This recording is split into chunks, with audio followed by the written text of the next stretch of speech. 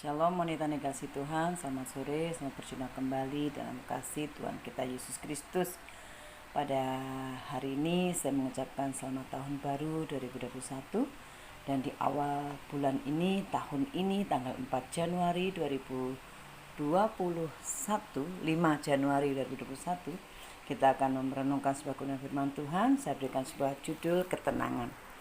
Tenang adalah keadaan hati yang tidak gelisah atau khawatir, aman dan tentram. Ketenangan itu bukan berbicara tentang situasi atau keadaan, tetapi ketenangan itu berbicara tentang keputusan hati kita atau keputusan kita untuk tetap memilih, untuk tetap memiliki ketenangan dalam kehidupan kita. Di dalam ketenangan ada kekuatan yang sangat besar yang tersembunyi dalam diri kita. Sehingga dengan ketenangan itu kita dapat mengatasi setiap masalah yang ada dalam kehidupan kita dan membuat kita untuk lebih mudah menemukan jalan keluar atau solusi dengan sebuah ketenangan. Nah, bagaimanakah kita akan mendapatkan ketenangan, Ibu-ibu yang dikasihi Tuhan? Yang pertama, jelas bahwa hidup yang dekat dengan Tuhan itu akan mendapat ketenangan yang besar. Kita buka Mazmur pasal 62 ayat 2 dan 3. Hanya dekat Allah saja aku tenang, daripadanya lah keselamatanku. Hanya dialah gunung batuku dan keselamatanku, kota bentengku, aku tidak akan goyah. Jadi jelas bagaimana kita akan mendapatkan ketenangan. Itu yang pertama, kita harus kita harus hidup dekat dengan Tuhan. Bagaimanakah hidup dekat dengan Tuhan? Hidup dekat dengan Tuhan itu adalah satu kehidupan yang mengandalkan Tuhan, mempercayakan kehidupan kita setiap waktu. Dalam Mazmur 62 ayat 9, di sana bagaimana firman Tuhan menuntun bahwa orang yang dekat dengan Tuhan itu seperti ini.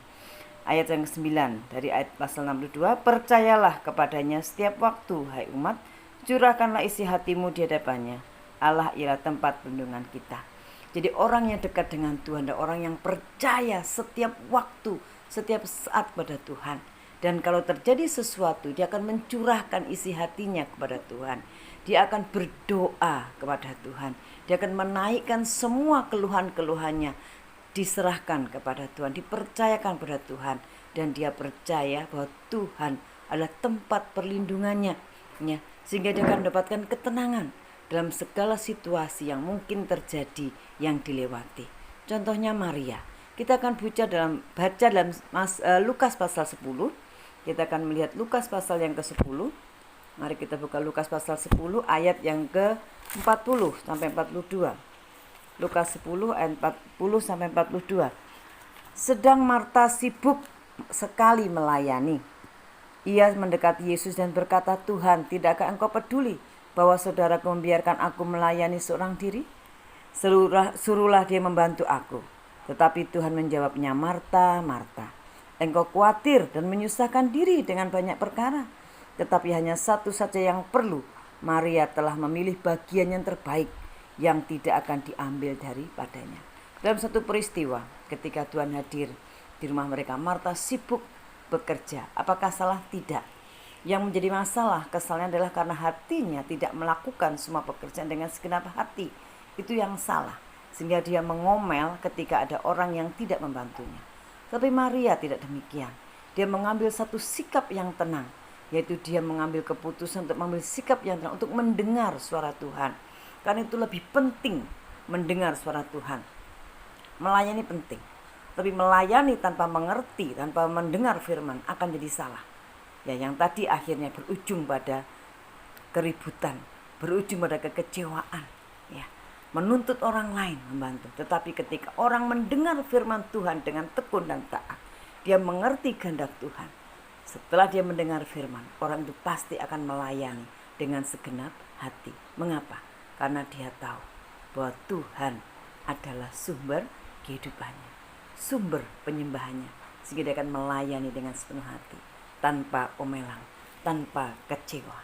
Ya, karena terlebih dahulu hatinya didasari dengan mendengar firman Tuhan, dekat dengan Tuhan, sehingga tidak akan pernah kecewa dalam segala keadaan apapun. Itulah ketenangan ketika wanita dekat dengan Tuhan, dia akan mengalami ketenangan meskipun sekitarnya hiruk pikuk, ya, yaitu dia tetap dengan aman karena dekat dengan Tuhan. Yang kedua, Bagaimanakah seseorang mendapatkan ketenangan? Yang kedua adalah dengan bertobat dan percaya. Jadi ketenangan tidak hanya tinggal dekat dengan Tuhan, tapi dengan bertobat dan percaya. Kita baca Yesaya pasal 30 ayat 15. Yesaya pasal 30 ayat 15. Demikian bunyi firman Tuhan. Sebab beginilah firman Tuhan Allah yang Maha Kudus, Allah Israel. Dengan bertobat dan tinggal diam, kamu akan diselamatkan. Dalam tinggal tenang dan percaya terletak kekuatanmu. Jadi dengan bertobat dan tinggal diam, kamu akan diselamatkan. Dalam tinggal tenang dan percaya terletak kekuatanmu. Wanita dikasih Tuhan, ketika kita bertobat, bertobat itu artinya mengerti kesalahan kita, menyadari kesalahan kita, maka kita akan diselamatkan, ada sebuah ketenangan. Dan ketika kita percaya kepada Tuhan, di sana bertobat dan tinggal diam, artinya bertobat, kita mengerti kesalahan kita, maka diselamatkan juga adalah satu ketenangan dalam diri kita.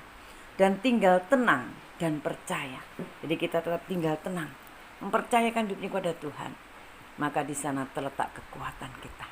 Itu ketika kita mengerti kesalahan kita, kita akan tenang. Ya, karena tidak ada tuduhan-tuduhan lagi dalam hati kita. Contohnya juga Maria. Ketika Maria mendapatkan kepercayaan untuk melahirkan bayi Yesus sebagai sang juru selamat, ya, Maria juga menerima semuanya itu dengan tenang, meskipun tadinya dia takut akan kehadiran malaikat dalam hidupnya. Kita baca dalam Lukas pasal yang kedua, ya, Lukas pasal yang kedua. Kita baca Lukas pasal yang kedua.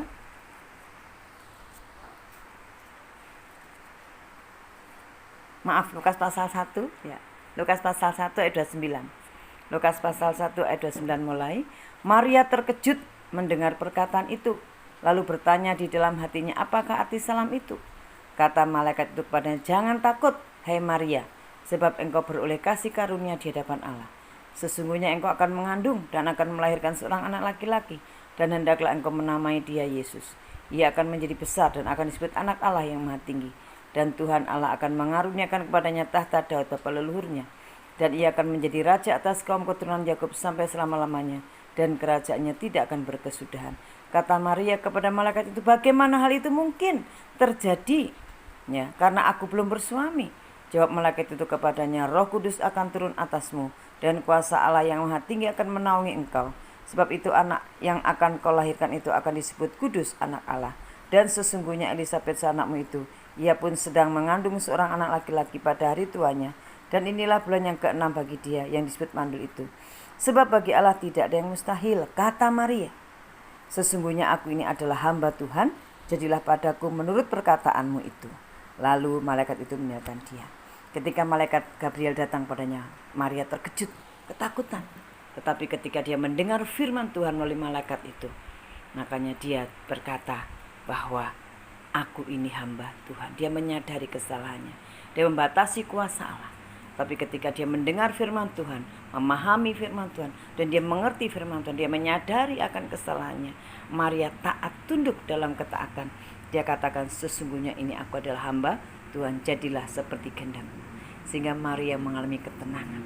Ada kekuatan besar ketika dia mengandung Yesus.